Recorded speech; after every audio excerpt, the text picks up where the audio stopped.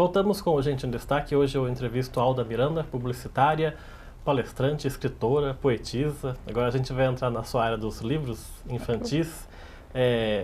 Esse universo dos livros, você já escrevia também desde pequena?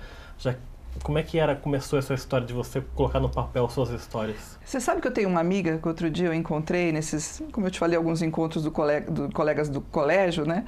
E ela falava, quando você vai terminar o fim daquela historinha? Porque ela pegava meu caderno e lia, eu escrevia historinhas no caderno e deixava os amigos lerem. Eu sempre gostei de escrever, né? Aliás, nesse encontro que a gente teve recente aí, essa professora que eu comentei que foi nos encontrar, ela trouxe um presente para cada um e trouxe uma lata. E nessa lata, quando eu abri, tinham redações minhas que ela tinha guardado desde mais de 30 anos, né? Para eu ser bondosa. Vou falar 35, 40 anos. Enfim, então eu sempre gostei. E eu fazendo um evento lembrou que, voltando, eu em função da agência de publicidade, de eventos, eu acabei organizando alguns eventos de gastronomia e procurando situações novas que eu imaginei criar um evento de gastronomia para crianças, eu pesquisando dei de cara com uma imagem de um peixe de abacaxi. Eu me encantei com aquilo, fui buscar o autor era da Paraíba, de João Pessoa também. Falei, nada acontece ao caso, me liguei, me apresentei e falei, eu achei demais esse trabalho, queria fazer uma exposição. Começamos a conversar, eu falei, não queria fazer uma exposição, eu quero fazer um livro. Eu quero fazer um livro que aborde o tema da alimentação infantil, que aborde criatividade, que tenha esse meu compromisso, mantenha esse meu compromisso de informação para um mundo melhor. E convidei o Cássio para essa parceria e nós desenvolvemos, então, o Tem Planta que Virou Bicho 1. Agora já tem o Tem Planta que Virou Bicho 2 que está aqui. O Tem Planta que Virou Bicho 3 deve sair agora. E é um trabalho muito gostoso. É um trabalho em que a gente apresenta os alimentos, faz a transformação dos alimentos em bichinhos, conta isso com poesia, com rima, tem a parte da alimentação saudável, a dica da receitinha depois. O Cássio é um super parceiro, um talento sem fim também. E sempre me dando carta branca para trabalhar, que é uma delícia. A nossa parceria funciona super bem. E nós nos conhecemos pessoalmente no dia do lançamento do primeiro livro na Livraria Cultura em São Paulo. Até então eu nunca o tinha visto, nem ele a mim. A gente estava falando antes da gravação sobre esse universo das crianças com a literatura. Como é que é escrever para criança? Porque eu imagino que você tem que ter o maior tipo de cuidado para escrever, porque não é qualquer informação que você pode passar, a criança pode entender errado. Como é que foi para produzir o primeiro Tem Planta que Virou Bicho? Nesses cuidados mesmo de informar a criança direito, como é que foi isso? Então o que acontece? Primeira coisa, para escrever para criança, a gente tem que lembrar da criança que a gente foi. Para escrever numa linguagem que a gente, na nossa versão criança, fosse... a gente ia gostar de ver, de ouvir, né? De ler. E a outra coisa é procurar passar uma informação correta, de uma forma simples, porque eu quis escrever um livro em que a faixa etária fosse mais abrangente. Acabou ficando abrangente demais, porque os adultos gostam também. Mas, enfim, então, como você sabia que ia ter muita criança pequena lendo, às vezes até interessada mais na imagem do que na informação, eu conversei com você sobre a importância da imagem, ou do acabamento e dos recursos para atrair a criança para a literatura, né?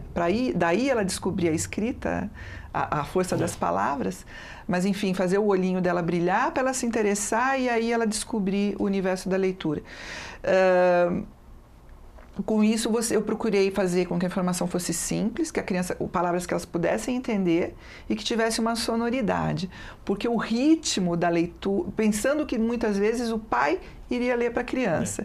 Então, o ritmo da leitura, eu queria que fosse suave, que fosse leve, e eu tomei esse cuidado de fazer a primeira parte do texto numa linguagem própria para a criança e um rodapé com uma informação útil para o adulto.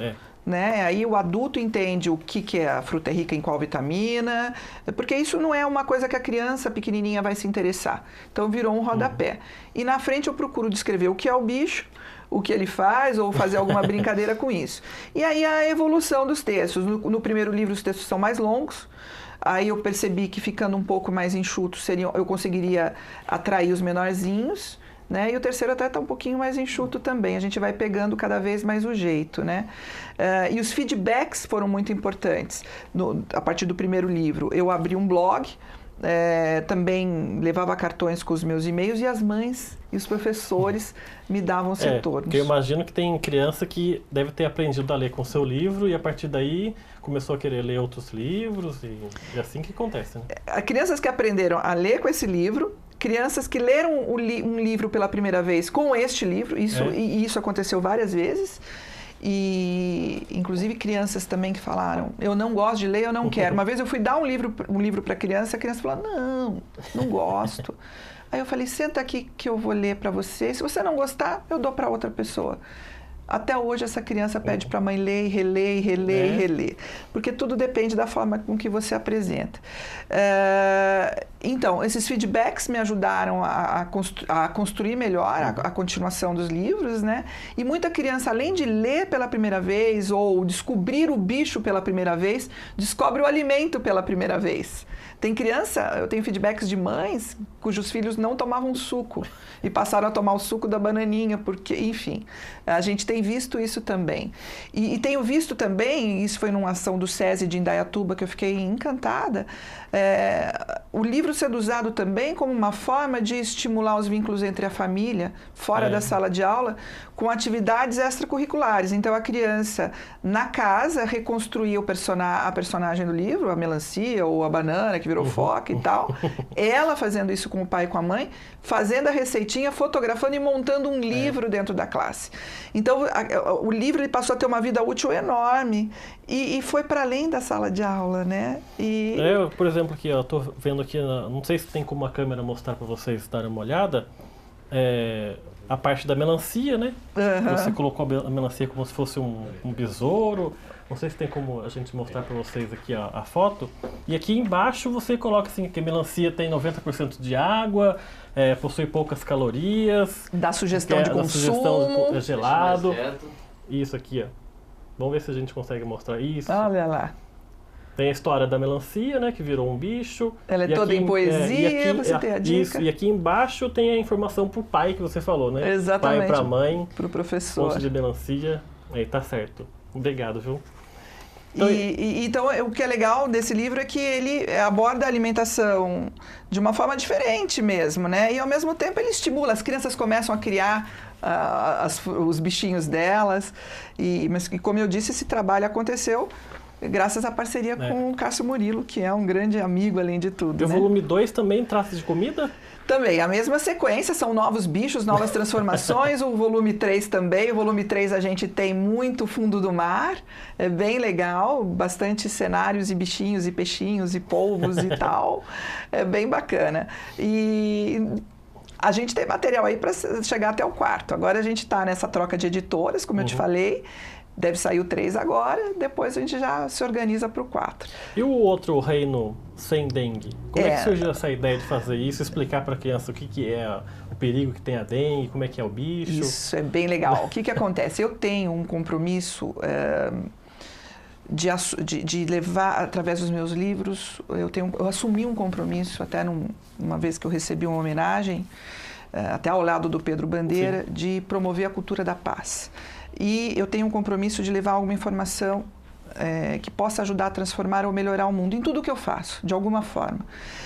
E através da parceria com o Ricardo Girotto, que é um grande amigo, foi ilustrador do Castelo Rá-Tim-Bum, eu falei, Girotto, a gente podia fazer um livro para educar crianças sobre a dengue.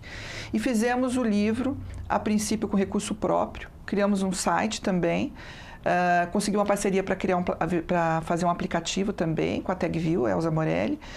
E nós saímos com esse projeto aí mostrando para a criançada. Depois conseguimos, através da empresa da Vila 7, que ele inspirasse uma peça de teatro e pudesse ser levado aí Brasil afora. Se expandiu, né? Aí ele foi para 240 escolas, né, através do projeto da Vila 7, com a Lei Rouanet. Esteve em Jacareí também uma vez, através da LIC. E a ideia qual é? A gente, com personagens, eu pensava assim, que coisa mais chata é cartilha para falar de dengue. E o povo com dengue, amigo com dengue, criança com dengue, eu trabalho também bastante com a área de saúde, aquilo me mortificava. E eu falava, gente, enquanto nós não mudarmos a maneira de passar a mensagem, a gente não vai conseguir que a criança se interesse. E a criança é multiplicadora da informação. Ela aprende, ela perturba o pai, a mãe, ela quer que a casa dela, ela leva a informação adiante. Então, a minha ideia ao invés de falar com adulto, vamos falar com criança. Para falar com criança, tem que ser com a linguagem da criança. Então, a gente criou essa história do castelo, do invasor, a criança começa achando que é um monstro, descobre depois que é um mosquitinho, e, enfim, aprende a lidar com ele. Na versão nova já tem, inclusive, uma parte em que a gente ensina a criança com reciclagem a construir o reizinho. Enfim, a gente tem os caminhos lúdicos aí. E tem sido muito legal, porque realmente quando a criança tem a oportunidade de aprender, ela multiplica essa informação, né? E como é que tem sido, quando você foi levar a peça para as escolas, a gente estava falando antes da gravação da sua emoção de perceber as crianças ali, você conversa uma por uma. Sim. Como é que é esse sentimento de levar para a criança isso e ela devolver para você essa alegria de descobrir um universo desse jeito? Então, esse projeto, como eu disse, é da Vila 7. A Vila 7 fez um roteiro em função dos patrocínios e foi para várias escolas. E em algumas escolas eu tive a oportunidade de estar. E eram escolas, algumas de periferia, em que as crianças não tinham nem acesso nem a livros, nem a teatro. E eu pedi para ter a oportunidade de conversar com cada uma delas. E isso é a coisa mais incrível que pode haver quando você vê a criança brilhando o olho e te dando, nossa, eu adorei. E eu pergunto, que parte você mais gostou? E ela começa a contar. Algumas situações você vai se alongando com a criança, você vê crianças que não gostavam de ler, que diziam que não gostavam de ler, e você tendo a oportunidade de conversar. Mas se você gosta de um filme, o filme tem uma história, o livro é onde moram as histórias. Você vai fazendo a criança entender que livro não tem que ser chato, literatura não tem que ser chata, é possível falar dos mais diversos assuntos de uma forma divertida, gostosa, e a criança fixa a mensagem melhor. Se você der uma cartilha sobre a dengue, ela vai ignorar, vai achar, ai, que saco, vou ter que ler isso. O livro ela lê, ela conta, ela faz teatrinho, ela se desdobra. E não existe motivação maior para um escritor do que o feedback do leitor. E se esse leitor ele é uma criança, ele vai fazer isso com pureza. Se ele gosta, ele fala que gosta, sinceridade, né? E ele não está mentindo. E isso dá uma sensação de gratidão pela vida, pela oportunidade do contato, que é imenso. É o porquê da gente escrever. Foi o que você falou agora há pouco, de querer mudar o mundo um pouquinho, né? Cada passo, e você fazendo isso. É o que está ao meu alcance fazer, né? Então, através do livro, eu busco isso. Dos livros, né? Não é fácil ser escritora no Brasil. Eu tive excelentes oportunidades aí com Tem Planta que Virou Bicho, sou muito grata, abriu bastante espaço, mas eu sei que a trajetória é muito difícil. As editoras, elas têm, eu vou te dizer mais, eu falei, eu vou de preto para dizer uma coisa, e não vim, porque depois eu falei, não, vamos para o lado positivo, mas eu ia te dizer, os livros estão morrendo, porque as editoras estão morrendo, porque os pais não leem para os filhos, a gente não está criando o hábito da leitura, a gente não está mantendo o hábito da leitura. Infelizmente, a maioria dos livros infantis que a gente vê nas prateleiras são traduções. O autor brasileiro, ele fica desanimado em escrever. Não é valorizado. Não é valorizado. Quer dizer, existem algumas iniciativas, mas ainda são poucas. Então, a gente precisa criar um movimento mais forte. E quando, eu estou falando isso de autores infantis, mas de uma forma geral, a mulher escritora. Hoje você vê no Brasil quão pequena é a participação da mulher escritora. Existe um grupo do qual eu faço parte, chamado Mulherio das Letras, em que a ideia é fomentar a escrita, a literatura produzida pelas mulheres. A gente tem que ter essa união para conseguir mais visibilidade e conseguir mais força. Mas hoje, nessa nossa conversa, se eu puder fazer um apelo aos pais, eu faço: leiam para os seus filhos e valorizem o autor nacional. Tem gente maravilhosa, tem autores incríveis, histórias incríveis, e que não tem a mesma visibilidade quando você chega na livraria. A criança vai lá no que está na vitrine. Não, o pai vai no que está na vitrine. Procure, peça para a livraria, para o atendente te mostrar o que tem de autor nacional. Vá pesquisar, peça. Existem histórias maravilhosas, autores maravilhosos. Eu tenho acompanhado aí o trabalho do Odilon, do Dalton, do Ilan. A gente tem um potencial tão imenso para sermos um berço de literatura, mas isso depende de quem? De você, de mim, de nós comprarmos, porque senão como as editoras vão viver? E às vezes a gente gasta 2, 3 mil reais num celular, gasta R$1.000, R$500 num show, e não compra um livro. Comprar um livro de R$50. E às vezes nem isso, nem né? isso. Tem planta que virou bicho, deve estar na faixa de R$30, R$35 na livraria. Então, é possível você comprar excelentes livros a baixo custo, e esse livro ele tem uma vida útil maior, ele passa para o irmão, ele depois vai... então, a gente tem que parar um pouquinho e pensar, por que eu vou dar um livro para um filho? Não é só porque eu quero que ele leia bem, eu quero que ele aprenda a ter pensamento crítico, ele tenha o hábito de ler, porque isso vai facilitar o estudo dele, isso vai aumentar a criatividade, vai abrir a cabeça dele, a imaginação vai fazer com que ele seja o melhor profissional em qualquer área que ele for atuar, se ele conseguir enxergar além do óbvio, né? Se ele souber exercitar melhor a mente, a visão, o pensamento, o sonho, no mínimo isso vai fazer com que ele se sinta melhor, e quando você se sente melhor, você produz melhor. Tá certo, a gente vai para um rápido intervalo, daqui a pouco tem o último bloco do Gente no Destaque, a gente continua conversando sobre literatura com a Alda Miranda, até já.